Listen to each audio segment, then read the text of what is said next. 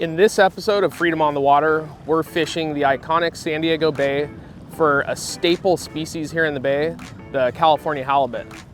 Our plan is to launch from Kellogg Beach here, and we got about a 2-mile motor over to the fishing grounds, which is this big sand flat that comes out of this deep channel. And the halibut stage on that channel, in theory, on the incoming tide push. So we're gonna grab some bait from the Everingham Brothers bait barge, get a kayak scoop in the live well, and we're just gonna do a real simple approach today. It's kind of the theme of the adventure today is a simple approach. We got the X Series trolling motor, which is kind of our more premium trolling motor. It's got the tilting motor head on it, so you can actually use it pretty efficiently when you're standing in a boat. Anyways, I've got the transom motor mount on the kayak, the trolling motor mounted, and I've actually used an extension cable to reach the bow of the kayak where I have the sealed lead acid battery just stashed up there to kind of balance the load and keep things really clean. So anyways, let's see if we can't get a legal size halibut. That's the big goal. One you can take home and eat. And yeah, come along, check it out. Excited to show you San Diego Bay today.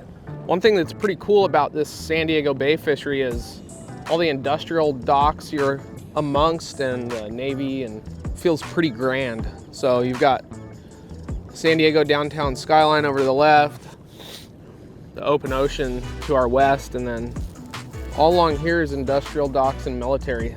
So gives it a pretty neat vibe.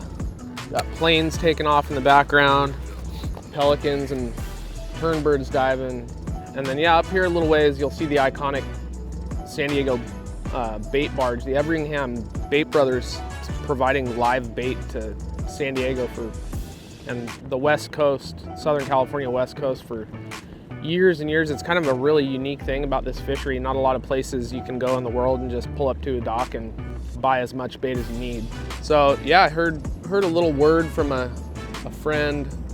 There's been some decent halibut fishing, and I think our best shot's live bait. So we'll rig up some kind of reverse dropper loop type rigs and keep it pretty basic and do a rubber band on the line with a torpedo sinker that you can kind of bounce on the bottom, and that kind of perks their interest, the fish, gets them to come investigate, and then that nose hooked sardine trailing behind that weight just off the bottom is kind of puts the presentation right in the halibut's face.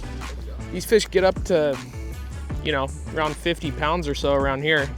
The legal size limit on these fish is anything above 22 inches you can keep to eat. And a 22-inch fish is not that big, but it's nice. Feed the whole family on that, so.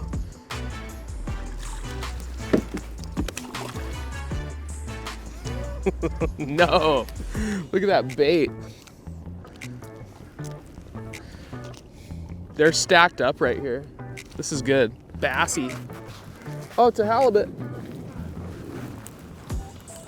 It's a nicer one, dude. It's pissed. Might be onto something here. It's cool.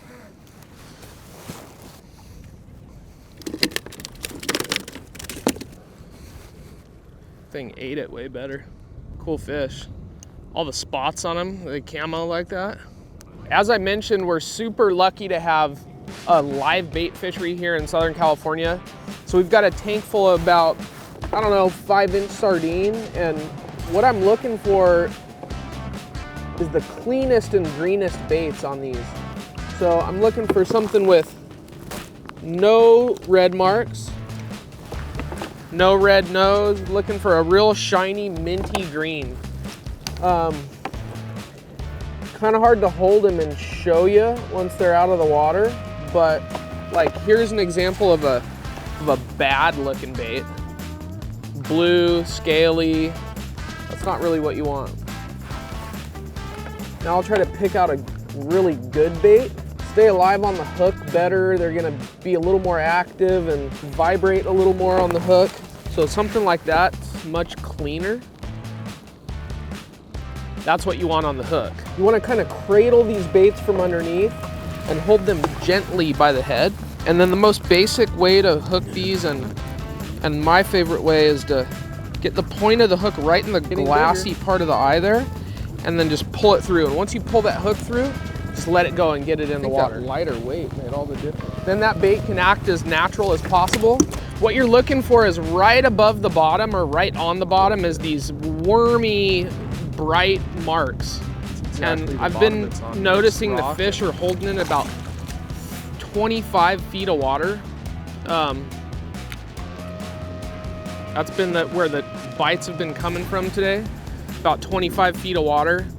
And with these short halibut, you know, you can kind of feel a tap, tap, tap, you know you're getting bit. And as that's happening, I'm kind of dropping the rod tip and feeding the bait to the fish a little bit and just winding tight on them. But that's kind of start to finish how we've been catching these today. Definitely still have a lot to learn about San Diego Bay, but all in all, we kind of put a little day together here.